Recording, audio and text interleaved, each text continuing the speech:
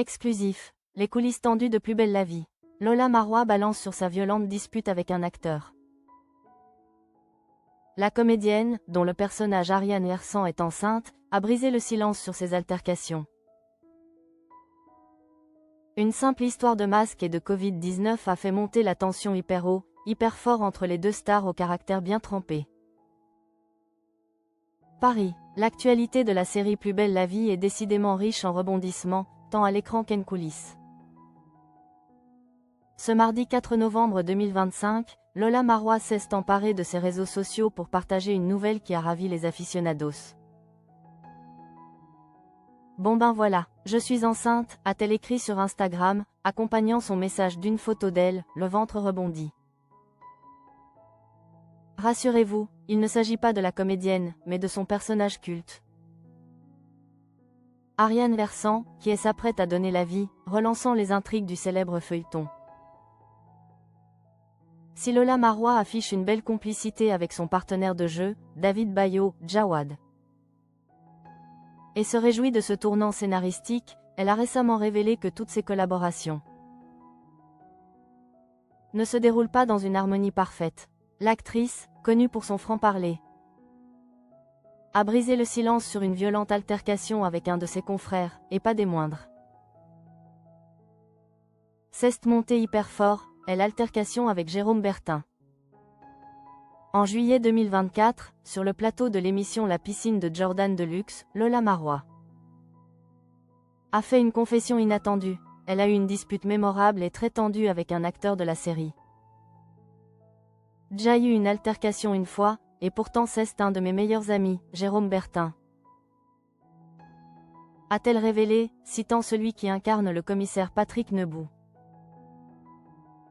Leurs deux personnalités fortes sont entrées en collision pour une raison triviale, mais explosive, liée au contexte sanitaire de l'époque.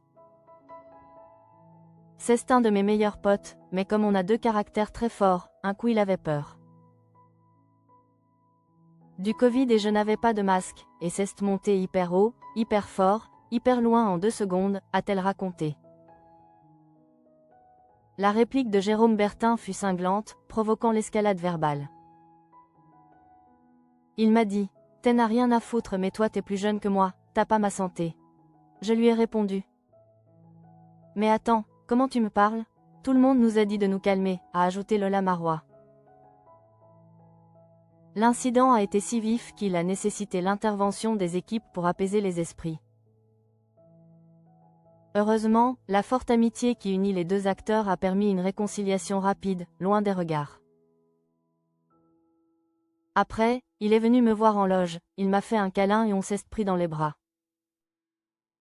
Mais honnêtement ça avait pété fort, a expliqué la comédienne. Outre les tensions en coulisses, l'entretien fut aussi l'occasion d'évoquer un sujet douloureux